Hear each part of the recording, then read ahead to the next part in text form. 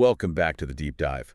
We are looking at a really fascinating stack of documents today. Yeah, it's a heavy stack today for sure. It honestly feels less like a standard history lesson and a lot more like a case study in crisis management. We're going back to the 7th century. Right, specifically the 40th year of the Hijri calendar. Exactly. To look at the final days and the written legacy of Ali ibn Abi Talib. And we are looking at a figure who is just absolutely central to Islamic history. I mean, the cousin and son-in-law of the Prophet Muhammad and the fourth caliph. Right.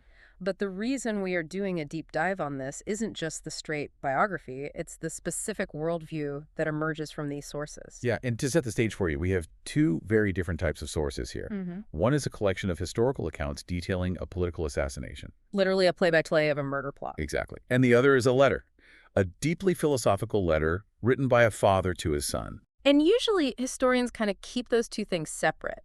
You have the political history over here and the religious philosophy over there. Right. But what is so fascinating about this specific deep dive is that you cannot understand one without the other.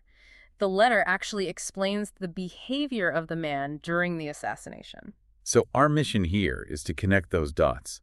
We really want to understand how someone can be described in these texts as, well, lion-hearted and terrified of God, Yeah. yet incredibly gentle with his own murderer. It's the archetype of the warrior saint. But here we get to actually see the blueprint of how that psychology works. But let's start with the action, though, because the assassination of Ali isn't just a random act of violence. It feels like the climax of a massive political thriller. It really does. The sources set the scene in the Masjid of Kufa, which is in modern-day Iraq. Right. It's the morning of the 19th of Ramadan. It's the pre-dawn prayer. Ali is there to lead the congregation. And the man waiting for him is Ibn Muljam. Now, this is where the context is so crucial. In the early draft of my notes, I just had him listed as the assassin.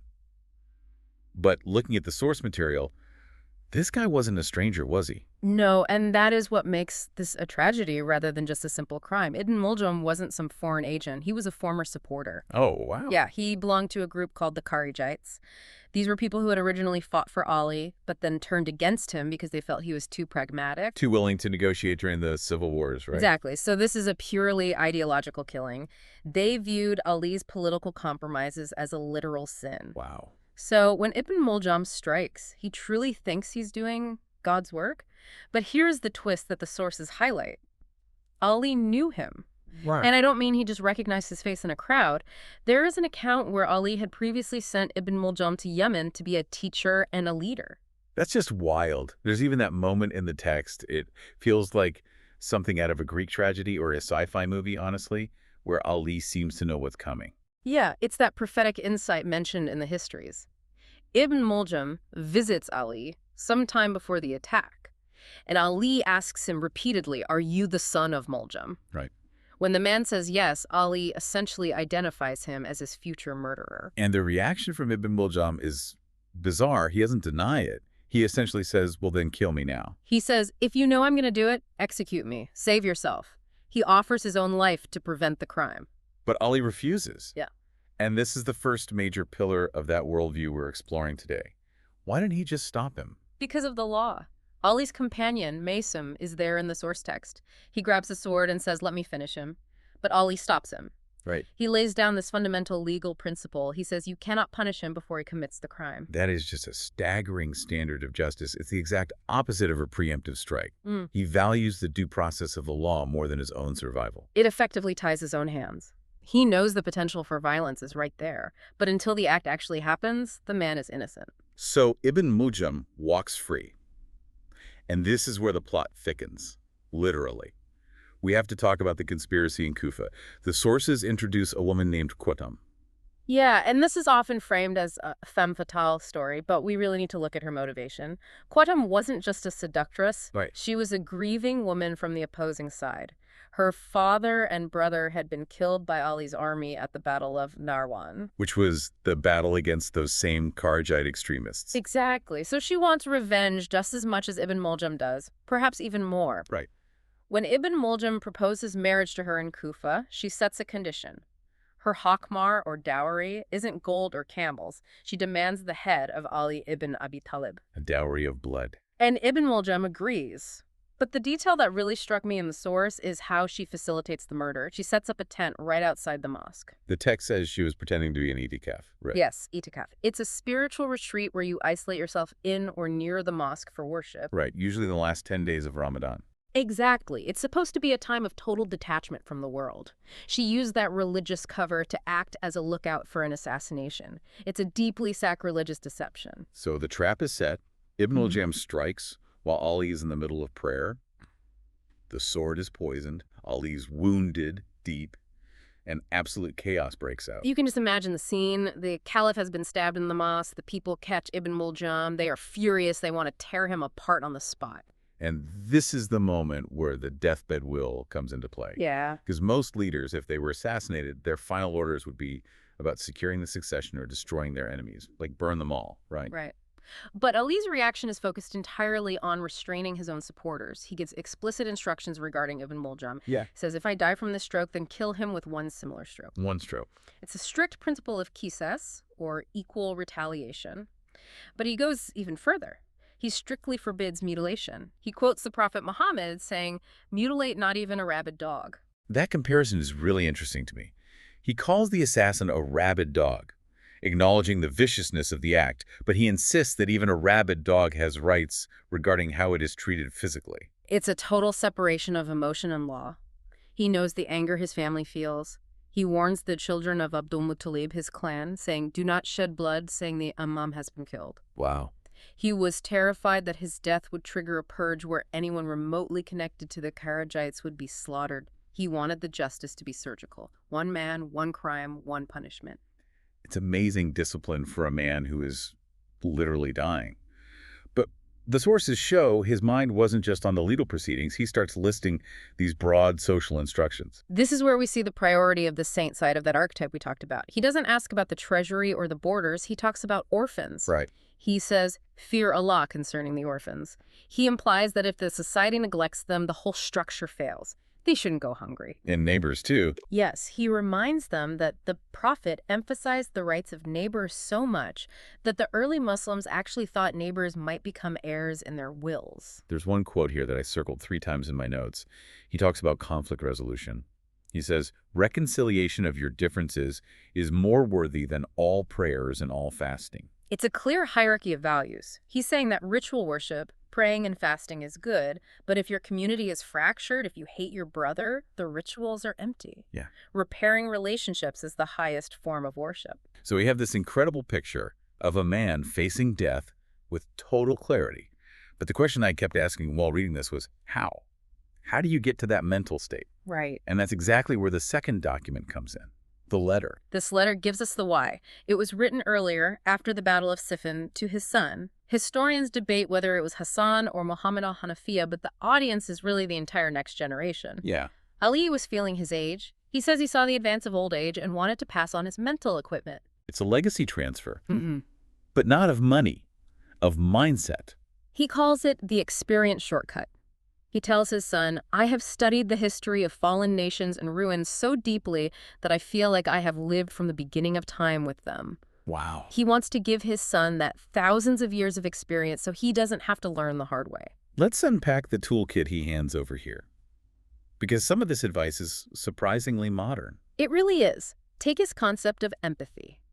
He gives his son a tool for judgment. He says, make yourself the scale between you and others. The self as a scale. Exactly. He says, like for others, what you like for yourself, dislike for them what you dislike for yourself. It sounds a lot like the golden rule. It does, but the phrasing, make yourself the scale, is highly psychological. It means you use your own capacity for pain and joy as the exact barometer for how you treat the world. You don't need a law book, you need to look inward. And then he pivots to self-respect. He tells his son, do not sell away your freedom. God created you free. And he links that freedom directly to economics. He says, the bitterness of poverty is better than the disgrace of begging. That's powerful. He's teaching his son that dignity is a resource far more valuable than comfort. If you have to humiliate yourself to get ahead, you've already lost. That connects right into his view on wealth, which is, well, it's pretty terrifying if you're a materialist. He warns against being a treasurer for others. That is such a vivid image. He's describing a person who works themselves to death, accumulating wealth, guarding it anxiously, only to die and leave it all to heirs who didn't even earn it. Right. You were just the unpaid bank vault for someone else's future. So what's the alternative he proposes then? He views charity as a literal transaction with the future. He says if you find someone willing to carry your burden to the day of judgment, you should seize that opportunity. Yeah. You give the money away now, and it's like forwarding your luggage to your final destination. It totally reframes charity from losing money to saving money in the only account that actually matters to him. Precisely. It's a long-term investment strategy just on a spiritual timeline. Now, we do need to address a part of the letter that will definitely stand out to a modern listener. The source text includes a specific instruction where he writes, "Do not seek the advice of women." Yes. And it's important we look at that text purely with a historian's eye. We're just reporting what is in the document here. The source material outlines the reasoning provided in that specific era. Right. It refers to immature verdicts and a lack of resolve. It also frames it within a very specific context of protection, shielding them from impious and injurious surroundings, is how it's described. So we are seeing a direct reflection of the 7th century social structure and the deep anxieties of a tribal society that was in constant warfare. We are. It's a historical document. Yeah. It reflects the gender roles and the protective, often a very paternalistic worldview of that specific time and place. Yeah. However, in the very same letter, he emphasizes the vital importance of family, calling them the wings with which you fly and the hands with which you attack. He sees the family unit as the source of all strength, even while holding these specific views on leadership and decision-making. It's a really good reminder that we are reading a time capsule here. We take the wisdom on justice and resilience, and we understand the sociological context of the rest. That is exactly the job of the historian, to understand the whole person in their time. Speaking of the whole person, there is a segment in the sources that gives us a character reference from the most unlikely place. The testimony of Zirar bin Zamra. This is one of the most dramatic moments in the aftermath. Zirar was a companion of Ali. After Ali is killed, Zirar winds up in the court of Muawiyah. And just for context for you listening, Muawiyah was Ali's arch-rival. They fought massive, bloody battles against each other. They were absolute enemies, and Muawiyah commands Zirar, "Describe Ali to me." That is a very dangerous position to be in. If you praise the dead enemy, you might get executed. If you insult him, you betray your own loyalty. Zirar tries to dodge the question at first, but Muawiyah insists. So Zirar speaks, and he does not hold back. He describes Ali as terrible in power, yet someone who wore short, coarse clothes. He says, he was among us as one of us. That accessibility seems to be a major theme. He wasn't hiding away in a palace somewhere. No, not at all. But the part that really breaks the tension is when Zirar describes Ali at night. He says he would see Ali holding his beard, weeping, and addressing the world as if it were an actual person. Oh, world, get away from me. I have divorced you thrice. It's a legal declaration that he has completely cut ties with material temptation. He cannot be bought because he fundamentally doesn't want what the world is selling. And the reaction from the rival, Muawiyah. The sources say he wept until his beard was wet. He says, "May God have mercy on the father of Hassan." It entirely validates the description. Yeah. Even his greatest enemy had to acknowledge that this was a man of a completely different caliber. It brings us right back to the end of the timeline. Ali dies on the 21st of Ramadan. He is buried in Najaf. But before he goes, the sources mention a specific prayer he taught, the Dua-e-Gharik. The supplication of the drowning man. The text says this was a prediction, that a time of intense confusion and doubt would come, where logic just wouldn't be enough to save you. It's a very short prayer. O Allah, a human from one who changes the hearts, give me steadfastness upon your religion. It's a profound admission of fragility. Even with all that strength, all that lion-hearted bravery we've discussed, he admits that the human heart is volatile. Yeah. It flips, it changes. He is asking for an anchor. The sources end with a quote that effectively challenges the whole idea of death itself. Do not speak of those who are slain in the way of Allah as dead. Nay, they are alive, but you perceive not. It's the core paradox of the martyr in this tradition. The physical body is gone, but the influence, the aliveness remains. Right. And considering we are sitting here over 1,000 years later dissecting his letters and his legal rulings, there is undeniable truth to that. He is still actively teaching. So when we step back and look at this entire stack of documents, the will, the assassination, the letter, what is the ultimate takeaway for us? I really think it's the total integration of character. So often we feel like we have to be different people in different rooms. You're one person at work, you're another person with your family, one person in a crisis. Yeah. Ali appears in these sources as a monolith. The exact same man who writes about deep empathy to his son is the same man who demands justice, but strictly no revenge for his own killer. He didn't crack under the pressure. The pressure just revealed the mental equipment he talked about in the letter. That's the real lesson. You have to build the fortress inside long before the attack ever comes. I want to leave you with a thought based on that treasurer concept we discussed earlier. The whole idea of sending your provisions ahead. The forwarding your luggage idea. Right. It's a massive shift in perspective. If you look at your life today, every email you write, every dollar you spend, every single time you choose patience over anger. Yeah. And you view it not as just getting through the day, but as literally mailing a package to your future self.